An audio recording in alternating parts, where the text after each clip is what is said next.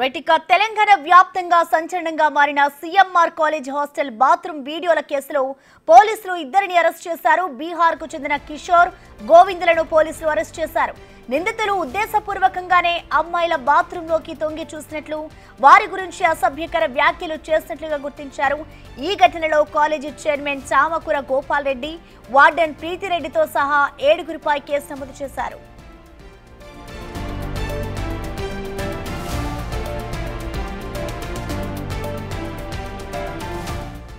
ఘటనకు సంబంధించిన complete details ని మా ప్రతినిధి రానా అందిస్తారు. రానా, సీఎంఆర్ కాలేజీలో బాత్రూమ్ లో తొంగి చూసినటువంటి అంశం వెలుగులోకి వచ్చిన తర్వాత పోలీసులు అనేక కోణాల్లో కూడా విచారణ జరిపారు. చాలా మంది అమ్మాయిలు స్టూడెంట్స్ దగ్గర నుంచి కూడా వారు స్టేట్మెంట్స్ ను రికార్డ్ చేశారు. దాంతో పాటు అక్కడ పనిచేసినటువంటి సిబ్బంది దగ్గర కూడా స్టేట్మెంట్ ను వారు రికార్డ్ చేసిన తర్వాత వెనకాల 12 మంది ఈ మొత్తం మెస్ లో పనిచేసినటువంటి వ్యక్తులు ఉన్నారు, బీహార్ నుంచి వచ్చినటువంటి వాళ్ళందరూ కూడా.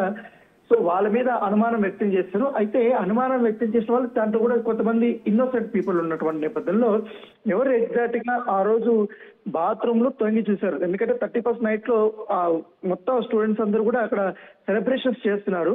అయితే కొంతమంది మాత్రం ఇక్కడ వాళ్ళ గ్రౌండ్ ఫ్లోర్ లోనే ఉన్నారు. వాళ్ళు గ్రౌండ్ ఫ్లోర్ లో స్నానం చేసుకుంటున్న సమయంలోనే తొంగి చూసినట్టుగా పోలీసులు నిర్ధారణకు వచ్చారు. అయితే సెల్ ఫోన్ లో కానీ అట్లాంటి ఏమీ చిత్రీకరించలేదనేది కూడా పోలీసులు విచారణలో చెప్పేటువంటి నేపథ్యం కనబడుతుంది. అయితే ఈ కేసులో దాదాపు 4 రోజుల పాటు కూడా విచారణ చేసిన తర్వాత ఇప్పుడు అఫీషియల్ గా వారిపైన కేసులు నమోదు చేశారు.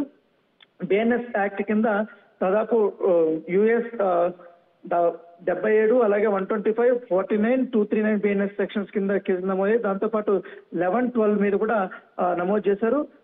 మరొక విషయం ఏమంటే 16, 17 పోక్సో కింద కేసులు కూడా నమోదు చేసినటువంటి నేపథ్యం అయితే కనపడుతుంది. ఎందుకంటే చిన్నపిల్లలు కూడా ఎక్కువ మంది ఉన్నారు కాబట్టి వీళ్ళందరూ కూడా ఇంజనీరింగ్ మొదటి సంవత్సరం చదివినటువంటి మహిళలు కూడా ఉన్నటువంటి నేపథ్యంలో వారందరూ కూడా 16, 17 వరకు వస్తాయి. సో ఈ నేపథ్యంలో ఈ పోక్సో కింద నమోదు చేసినట్టుగా పోలీసులు చెప్పారు. అయితే ఈ కేసులో మెయిన్ A1 గా నందకిషోర్ కుమార్, తర్వాత A2 గా గోవింద్ కుమార్ చేర్చారు. తర్వాత ఈ కాలేజీ చైర్మన్ ఎవరైతే ఉన్నారో చామకూర గోపాల్ రెడ్డి A7 గా పోలీసులు చేర్చడం నేపథ్యం కనబడుతుంది.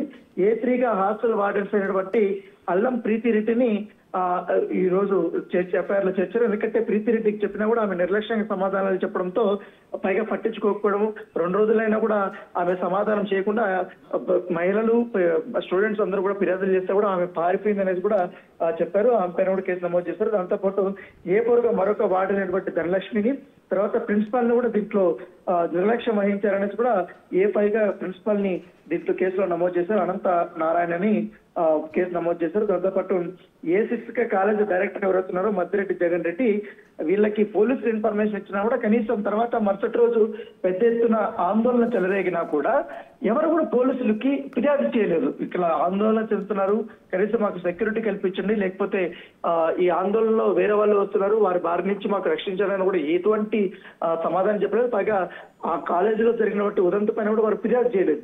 సో దీనిపైన నిర్లక్ష్యం అనేది ఉందనేది కూడా పోలీసులు భావించారు. అందుకని వారి పైన కూడా కేసులు నమోదు చేశారు. A7 గా ఎవరైతే కాలేజ్ సంబంధించిన సెక్రటరీ చామకూర గోపాల్ రెడ్డి నమోదు చేసినటువంటి నేపథ్యం కనబడుతుంది. సో వీళ్ళందరినీ కూడా ఇప్పటికే కొంతమందిని అరెస్ట్ చేశారు కాబట్టి మరికొంతమంది కూడా మేము అరెస్ట్ చేస్తామని కూడా పోలీసులు చెప్తున్నారు. అయితే రానా, ఇప్పుడు ఏదైతే 7గురిని పోలీసులు అరెస్ట్ చేశారో అందరి మీద కూడా ఒకటే సెక్షన్స్ కింద కేసు నమోదు చేశారా?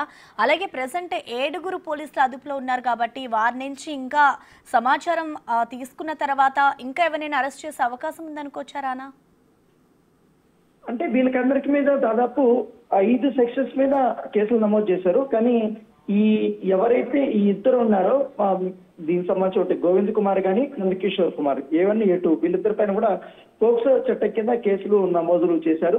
మిగతా వాళ్ళందరినీ కూడా ఇప్పుడు అరెస్ట్ చేయబోతున్నట్టుగా మనకు సమాచారం. ప్రస్తుతం అయితే ప్రధాన నిందితులు అరెస్ట్ చేసినట్టుగా మనకు సమాచారం అవుతుంది. ఎందుకంటే ఎప్పుడైతే అనుమానం వ్యక్తం చేసిన వెంటనే అదే రోజు దాదాపు 5 మందిని అదుపులోకి తీసుకున్నారు. 5 మందిని అదుపులో తీసుకున్న తర్వాత వారి యొక్క సెల్ ఫోన్లని అవన్నీ కూడా వాళ్ళు చెక్ చేశారు, ల్యాబ్లకు పంపించారు. వీడియోస్ ఏమన్నా కూడా తీస్తున్నారా, ఒకవేళ విషయం బయటకు వచ్చిన తర్వాత డిలీట్ ఏమన్నా చేశారన్న దానిపైన టెక్నికల్ టీమ్ తో కూడా పోలీసులు చెక్ చేసిన తర్వాత ల్యాబ్ రిపోర్ట్స్ వచ్చిన తర్వాత ఈ కేసులు అనేది నమోదు చేశారు. దాంట్లో కొంతమందికి ఇన్వాల్వ్మెంట్ లేదని తెలిసిన తర్వాత వాళ్ళని అదుపులో నుండి వారిని పంపించేశారు. తర్వాత అఫీషియల్ గా ఎంక్వైరీ చేసిన తర్వాత అనేక కోణాల్లో వీరు నిందితులుగా చేర్చడంతో దాంతోపాటు నిర్లక్ష్యం వహించినటువంటి కాలేజీ యాజమాన్యంపై కూడా ఇప్పుడు పోలీసులు చర్యలు తీసుకున్నారు. దీంతో పోక్సో చట్టం కింద నమోదైంది, బిఎన్ఎస్ యాక్ట్ కింద కూడా కేసులు నమోదైనటువంటి బలమైన కేసులనే నమోదైనటువంటి పరిస్థితి కనబడుతుంది. ఇప్పటికే కాలేజ్ సంబంధించిన స్టూడెంట్స్ అందరికీ 3 రోజుల పాటు కూడా సెలవులు ప్రకటించారు. వాళ్ళందరూ కూడా ఇళ్లకు వెళ్ళిపోయారు. ఇప్పుడు 7 మంది పైన కేసులు నమోదైంది కాబట్టి అంటే ఇప్పుడు ఏదైతే ఈ కాలేజ్ చైర్మన్ అలాగే వార్డెన్ ఇద్దరిని అరెస్ట్ చేయకముందు ఈ ఘటన జరిగిన తర్వాత వాళ్ళు ఏదైనా ఈ ఘటనకు సంబంధించి వివరణ ఇచ్చారా? అంటే డైరెక్టర్ గానీ ప్రిన్సిపల్ గానీ వీళ్ళందరూ కూడా ఒకటే మాట చెప్పారు.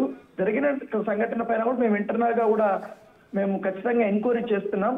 సో మా సమస్య ఇది, మా కాలేజ్ సమస్య మేమే చూసుకుంటాం అనేది వాళ్ళు చెప్పినటువంటి వర్షన్. ఎప్పుడైతే పోలీసులు ఎంటర్ అయ్యారో పేరెంట్స్ స్టూడెంట్స్ సంబంధించిన పేరెంట్స్ ఎంటర్ అయిన తర్వాత వాళ్ళు పోలీసులకు ఫిర్యాదు చేయడము, పోలీసులు వచ్చి ఎంక్వైరీ స్టార్ట్ చేయడము, తర్వాత విద్యార్థి సంఘాల నేతలు వచ్చి ఆందోళన చేయడము, ఇవన్నీ చేస్తున్నప్పుడు వారు మాత్రం ఆ విషయం చెప్పారు.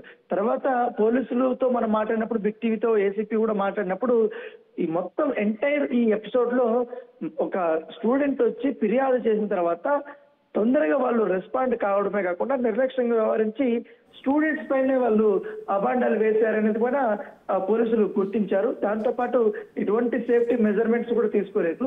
హాస్టల్స్ సంబంధించినటువంటి బాత్రూమ్స్ పక్కన ఉన్నప్పుడు ఆ బాత్రూమ్స్ కూతవేటు దూరంలోనే జస్ట్ ఒక 10 మీటర్స్ వ్యవధిలోనే వాళ్ళకి అకామిడేషన్ ఎట్లిస్తారు బాయ్స్ కి అనేది ఆ పోలీసులు క్వశ్చన్ చేశారు. సో దీనిపైన కూడా ఎంక్వైరీ చేసిన తర్వాత వీరిని ఖచ్చితంగా కూడా నిర్లక్ష్యంగా ఉంది కాబట్టి కాలేజీ యాజమాన్యం పైన అప్పుడు పోలీసులు చర్యలు తీసుకున్నటువంటి పరిస్థితి. Right, thank you Rana.